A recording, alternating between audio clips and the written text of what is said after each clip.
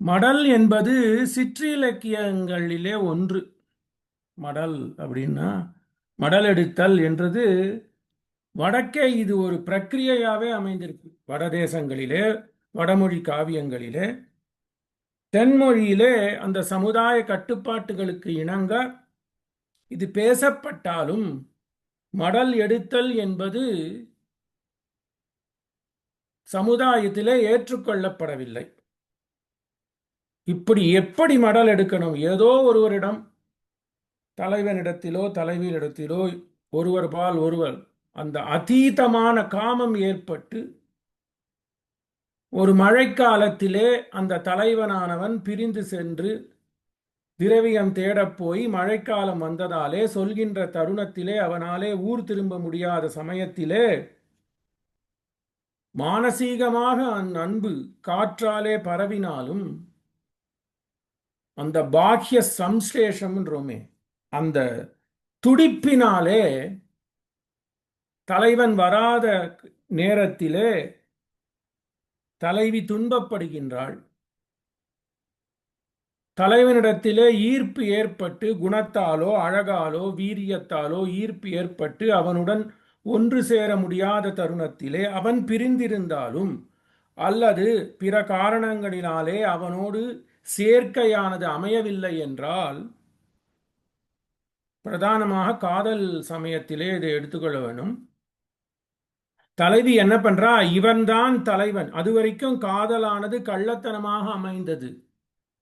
மானசீகமாக தலைவனுக்கும் தலைவிக்கும் தோழிக்குமே தெரிந்ததாக இருந்த அந்த காதலானது அவன் ஊர் ஏறப்போய் தன் ஊரிலே இல்லை, அந்த தலைவனுடைய ஊரிலே ஏறப்போய் அவனுடைய படத்தை வரைந்து பனை ஓலை, அந்த நாள்களிலே பிரிண்டிங் என்ன எடுத்தா பனை ஓலையிலே வரைந்து அவனை பற்றி வஞ்ச புகழ்ச்சியாக சொல்லுதல். வஞ்சித்து சொல்ல வேணும், அது இயற்கையான நடைமுறை காவியங்களிலே. ஆனால் பக்தி காவியங்களிலே அவனை பழிப்பது போல புகழ்ந்து உலகோருக்கு இவன்தான் தலைவன், இவன் இப்படிப்பட்ட குணத்தை உடையவன், அதனாலே நான் ஈர்க்கப்பட்டேன், எனக்கு அவனே தலைவன், நீங்கள் அனைவரும் தடுக்காமல் உபாயத்தை ஏற்று என்னை அந்த தலைவனுடன் சேர்த்து வையுங்கோல் என்று காவிய ரீதியாக தொடர் கவிதையாக பண்ணப்படுவதே மடல். ஆக இதுதான் மடல். தொடர்கவிதையா இருக்கணும், வெண்பாவிலே அமைய வேணும். சில இலக்கணங்கள் இருக்கு. கலிவெண்பாவாக அமைய வேண்டும், 12 அடிகளுக்கு மேற்கொண்டு அமைய வேண்டும். அப்படி அமைந்தால் அது ஒரு மடல். 12 அடிகளுக்கு மேல 12 இருக்கலாம், 24 இருக்கலாம், அப்படி அமைய வேண்டும். அடிகளை கணக்கெடுக்க கூடாது. ஆக மடல் என்பது ஒரு பாட்டு. தமிழ் இலக்கண வகையிலே ஒருவர் மடலை வரைந்தால் அது பெருநெடுங்கவிதை, யஜுர்வேதம் மாதிரி. அது எடுத்தா அது கலிவெண்பாவிலே அமைக்கப்படும், மற்ற வெண்பாக்களிலே அமைக்கப்படலாம். கலியனானவர் பேருக்கு ஏற்ப கலிவெண்பாவிலே அமைத்தார். அப்படி அமைக்கப்பட்ட ஒரே பாட்டு அதுதான் மடல். அதுல கண்ணினா அதுல 2 வரிகளை அத்தியாபகர்கள் அனுசந்திப்பதற்காக அமைக்கின்றோம், அதுக்கு கண்ணின்னு பேரு. அப்படி பார்த்தால் 77 கண்ணிகளை கொண்டது, 77 கண்ணிகளை கொண்டது. சுவாமி வேதாந்தாச்சார் எடுக்கிறச்சே இதை 40 கண்டங்களாக பிரிக்கிறார், 40 பகுதிகளாக அவர் பிரிக்கிறார். இருக்கட்டும். ஆனால் தமிழ் இலக்கணமாக எடுத்தோம் என்றால் மடல் என்பது ஒரு பாட்டையே குறிக்கும். ஆக சிறிய திருமடல் என்பது ஒரு பாட்டு, பெரிய திருமடல் என்பது ஒரு பாட்டு. ஆக மடல், இந்த தலைவி, இந்த பரகாலனாகிய அந்த கவிதை எழுதுவோன் தானான தன்மையிலே தொடங்கி நிலை மாறி நாயகியாக தனக்கு ஏற்பட்ட அந்த காதலை வெளிப்படுத்தி இந்த காதலுக்கு என்ன மருந்து என்று தாய்மார்களுக்கு தெரிவித்து, அவள் தெரிவிக்கலை, மற்றவர்கள் தெரிவித்து, தன் மனத்தை, அந்த காதல் எதனால் நிதானம், அந்த காதலனுடைய அடிப்படை எதனால் வந்தது என்று தெரியப்படுகிறது. அப்படி தெரிஞ்சப்புறம் அந்த திருத்துழாய் தாரான், அந்த அந்த திருத்துழாயை அணிபவனுக்கே இவள் மனமானது சென்று விட்டது என்பதை அறிந்து தாயானவள் என்ன பண்றா? உபாயத்தில் துணிவு. இதுக்கு நிதானம், இதுக்கு காரணம் தெரிஞ்சு போச்சு. இதற்கு என்ன உபாயம்? தமரடி நீரு கொண்டு என்று பாகவதோத்தமர்களுடைய திருவடி துகள்களை அவளை முதல்ல இட்டு அவளை ஒரு நிதானத்துக்கு கொண்டு கொண்டு வந்தார். அந்த தலைவியானவள் தன் நிறம் மாறுகின்றாள். அதெல்லாம் இன்று படிப்போம் மேற்கொண்டு.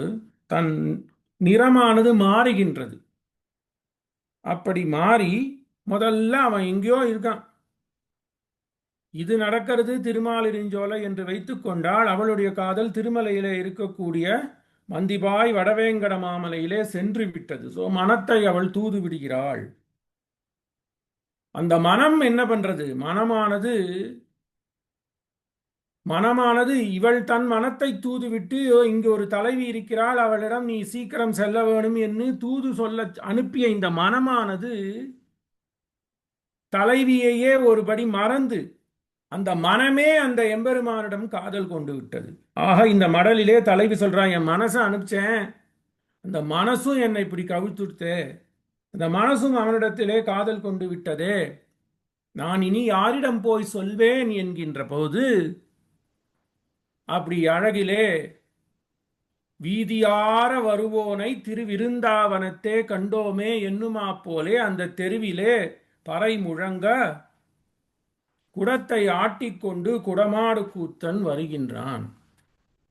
இந்த ஊரிலே, இந்த தெருவிலே எப்பெண்ணாவது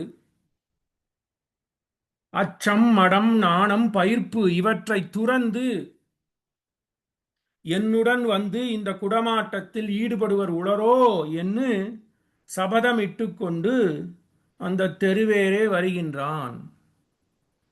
அப்புறம் எம்பெருமானுக்கே இருக்கின்ற, அப்படி வருகின்ற பொழுது இவனையே நான் அடைய வேணும் என்று இந்த தலைவியானவள், பரகால நாயகியானவள் அவனுடைய குணங்களை சொல்கின்றாள். எப்படிப்பட்டவன்? திருவரங்கத்திலே இருக்கின்றவன், திருமோகூரிலே இருக்கின்றவன், கட்சி ஊரகத்தான், பேரகத்தான், அப்படி எல்லா திவ்ய தேசங்களிலே இருக்கின்ற எம்பெருமானே என்று அவனை வஞ்சிப்பதாக துதிப்பாடி மடல் எடுப்பதாக சபதம் செய்கின்றாள். அதோட இந்த மடல் முடிந்து விட்டது. கதை காவியமானது முடிந்து விட்டது. அதுக்கு நம்ம என்ன பண்ணோம்? அவசானம் எப்படி கொள்ள வேண்டும்? இப்படி எம்பெருமானிடத்திலே ஒரு காதல் வயப்பட்டு பக்தியாலே அவனுடைய குணத்தை எப்படி ஒரு காதலி காதலனுக்கு மடல் எடுப்பாளோ அவ்வாறே அமைந்த காவியம் இது. அகத்துறையிலே பக்தி இலக்கியத்திலே அகத்துறையிலே அமைந்த உயர்ந்த காவியம். சம்பந்த உபாய பலன்களில் உணர்த்தி துணிவு பதற்றம் ஆகிய பிரஜாவஸ்தைகளுக்கு தோழி தாயார் மகள் என்னும் பேர். அப்படி இந்த சம்பந்தம், இந்த பாட்டிலே தோழி இல்லை, தாயாரானவள் உபாயத்திலே துணிந்து நிற்கிறாள். எம்பெருமானே உபாயம், அவனே உபேயம். இந்த தலைவியினுடைய பதற்ற நிலை, தலைவியினுடைய பதற்றம் எப்படி வெளிப்படுறதுன்னா, 3 பேர்கள், தோழி, தாயார், தலைவி. இதிலே தோழி அல்ல, தலைவி, தாயார் இருக்கிறாள். ஆனால் இந்த தாயார் எப்படிப்பட்டவள்னா நல்ல விவேகமான தாயார். பரகால நாயகியினுடைய திருத்தாயார் பராங்குச நாயகியின் திருத்தாயாரை காட்டிலும் ஒருபடி மேல். ஏன்னா இவ உபாயத்திலே திருடமா இருக்கா. கடைசியில இந்த தலைவியானவள் பதற்றம், அதுதான் இந்த சிறிய திருமுடல் வெளிப்படுத்துவது, அந்த பதற்ற நிலை.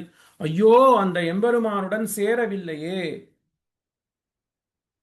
அந்த எம்பெருமானுடன் சேரவில்லையே என்ற பதற்றத்தின் வெளிப்பாடுதான் மடல் காவியமாக அமைந்து அதிலே எம்பெருமானுடைய குணங்களையும் எம்பெருமான் உகந்து அருளின நிலங்கள், திவ்ய தேசம் சொன்னாலும் உயர்ந்த சொல்லாடல் எடுத்தா உகந்து அருளின நிலங்கள், உகந்து அருளின நிலங்களை வைப்பு பாசுரமாக வைக்கிறது. அப்படியே தனித்தனியா பாடலனாலும் கோத்து கோத்து வைக்கிறது.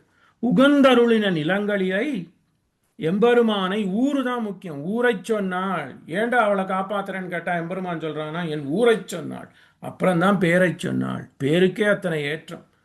திரௌபதிக்கு புடவை சுரந்தது நாமம், நாமமிரே, நாமி எங்கேயோ இருக்கான். ஹே கிருஷ்ணா துவாரகா வாசின்னு சொன்னா புடவை புடவை அப்படியே வந்து தோணும் கிலோமீட்டர் கணக்கா. ஆஹா, என் ஊரை சொன்னால் என் பேரை சொன்னால் என்று அந்த எம்பெருமான் அருள் கொண்டு இந்த தலைவியை ஏற்கிறான் என்று முடிகிறது. உயர்ந்த காவியம். சொல்லாடலோ தமிழோ உயர்ச்சி, தமிழும் உயர்ச்சி, இலக்கணமும் உயர்ச்சி. அப்படிப்பட்டதான மடல், ஆழ்வார் மடல் ஏறுகின்றேன் என்று ஒரு பதற்ற நிலையை ஏற்படுத்துகிறார். அதற்குள்ளே கண்ணன் எம்பெருமான் இவளை கண்டு அருள் கொண்டு இவளுடன் கூடுகின்றான் என்று பூர்த்தியை நாம் ஏற்றுக்கொண்டு, இதில் என்ன தெரிகிறது? எப்படியாகிலும் அந்த எம்பெருமானை அடைய வேணும், அந்த எம்பெருமான் குணத்திலே ஈடுபட வேண்டும். அவனை எப்படி அடையிறது? பரவாசுதேவனா இருக்கானே என்றால் அதற்கு அஞ்ச வேண்டாம். உகந்தருளின நிலங்களிலே அர்ச்சையாக இருக்கின்றானே அதுவே ஏற்றம். ஏறார் முயல் விட்டு காக்கை பின் போவரே.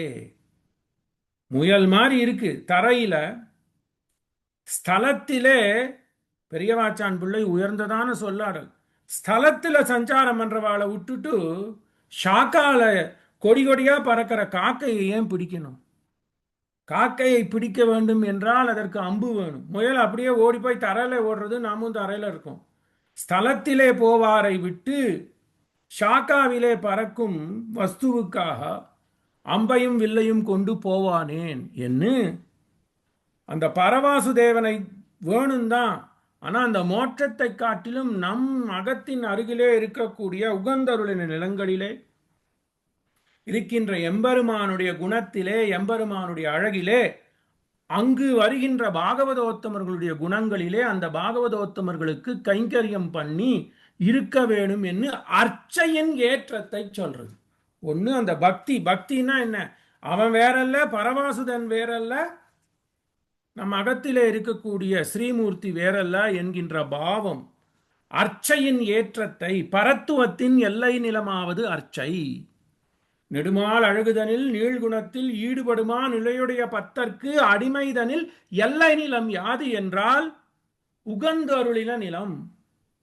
அந்த உகந்தருளின நிலங்களிலே சேருசை தொண்டர்த்தம் சேவடி குலசேகரன் கூறுமது போல அந்த தொண்டர்களுடைய ஈட்டம் கண்டிடக்கூடுமேல் அது காணும் கண் பயனாவதே. அதுதான் அருளிச் செயல். ஜனீ ஜனார்தன பாவகா சந்து. ஆக அப்படி அந்த அருளிச் செயல் ஒளி மிக்கு இருக்கின்ற இடங்களிலே, திவ்ய தேசம்னு சொன்னாலும் திவ்ய தேசம் மட்டுமல்ல, எங்கெல்லாம் எம்பெருமானுடைய குணமானது பன்னார் பாடலாக நாம் சொல்றதும் வாஸ்தவம்தான். இருந்தாலும் ஆழ்வாராகிய மயர்வர மதிநலம் அருளப்பெற்றவர்கள் சொன்ன ஈரச் சொல்காலே அந்த எம்பெருமானுடைய குணம், குணம்னா மற்ற குணங்கள், குணம் என்றால் அழகு, வீரம், சௌரியம், சௌலபியம், வசீவதான்யா குணவான் ருஜு சுச்சுஹு என்னுமா போலே 10 விதமான குணங்களை அனுபவிக்கின்ற அந்த கூட்டம் இருக்கே, அந்த பாகவதோத்தமர்களை கண்டு அவர்களுக்கு நம்மால் இயன்றதை செய்ய வேணும் என்பதை சொல்வதுதான் இந்த மடல். ஆனா இது ஒரு அகத்துறை காவியமாக காவிய வடிவிலே கலியனானவன் பெருங்கருணை கொண்டு யாத்து போன ஒரு காவியம். அப்படிப்பட்டதான சிறிய திருமடல், அளவை வைத்து சிறிய திருமடல் பெரிய திருமடல் என்று சொன்னாலும் இரண்டுமே நாயகி பாவம். தானான தன்மை வந்தாலும் பெரும்பாலும் மடலிலே நாயகி பாகமாகவே அமைகிறது. ஆக தன் நிலை மாறி அந்த பக்தி இயற்கையாக, பெண்களுக்கு இயற்கையாக அமைகின்ற இந்த குணத்தினாலே அந்த காதலை வெளிப்படுத்துவதாக, காதல் என்றால் கண்ணனுக்கே ஆமது காமமாக வெளிப்படுவதாக இந்த மடலானது அமைகின்றது. தமிழும் வைணவமும் தழைத்து இனிது ஓங்குக.